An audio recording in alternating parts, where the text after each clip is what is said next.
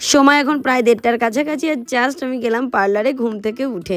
আজকে অনেক দুপুর অবধি ঘুমিয়েছি, তার কারণ সকালবেলা ঘুমোতে গেছিলাম ওই 5:30টা নাগাদ। দাদা যেহেতু বেরিয়ে গেছে, দাদা বাড়িতে নেই, তাই সকালবেলা সমস্ত লাগেজ সব কিছু গোছগাছ করে ঘুমোতে যেতে অনেক লেট হয়ে গেছে, মানে সকাল হয়ে গেছে। তাই জন্য 1:30টা নাগাদ ঘুম থেকে উঠে চলে গেলাম ঋতুদির কাছে। আর আমি পার্লারে প্রায় খুব কমই যাই, ওই 1 মাস পর পর গেলেই হয়। আমার আইব্রোর গ্রোথ খুবই কম, তাই যে খুব তাড়াতাড়ি যেতে হয় এরকমটা নয়, 1-1.5 মাসে একবার করে গেলেই হয়ে যায়। আর আইব্রোটা কেমন লাগছে জানিও কিন্তু। তারপরে দেখলাম ভাই চলে এলো আমাকে নিতে, ভাই ছিল তার আগেই। তো ভাইকে বললাম একটুখানি আমার জন্য একটা খাবার নিয়ে আয়। ও বললো যে এখন কোনো খাবার আনতে যেতে পারছি না, চল বাড়িতে গিয়ে তোকে দেবো।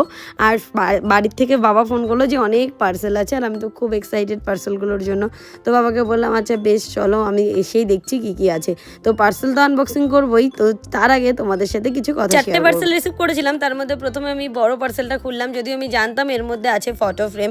আমার ওয়ালের ঠিক মানে আমার বেডের ঠিক অপোজিটের ওয়ালটা না ফাঁকা, ওখানটাতে মা কোনো রকম ঠাকুরের ফটো অথবা আয়না অথবা আমার কোনো ফটো লাগাতে বারণ করেছে, কারণ ওই দিকটা নাকি ঠিক দিক নয়। সেই জন্য ওই ওয়ালে কী লাগাবো সেই জন্য ঠিক করলাম তাহলে ফ্লোরাল কিছু মোটিভের মধ্যেই কিছু লাগাই, তাহলে দেখতে বেশ ভালো লাগবে। বাট এটা মাত্র 200 কত টাকা নিয়েছে, তার মধ্যে যে এত সুন্দর আসবে, এত মিষ্টি লাগবে আমি না ঠিক বুঝতে পারিনি। বিশ্বাস করো দারুণ সুন্দর দেখতে। ওই যে বললাম প্রাইসটা 200+ কিছু একটা হবে, আমার ঠিক মনে নেই, বাট সুন্দর দেখতে। নেক্সট ভিডিওতে সব কটা পার্সেল ওপেন করে তোমাদের সাথে আমি দেখিয়ে দেবো।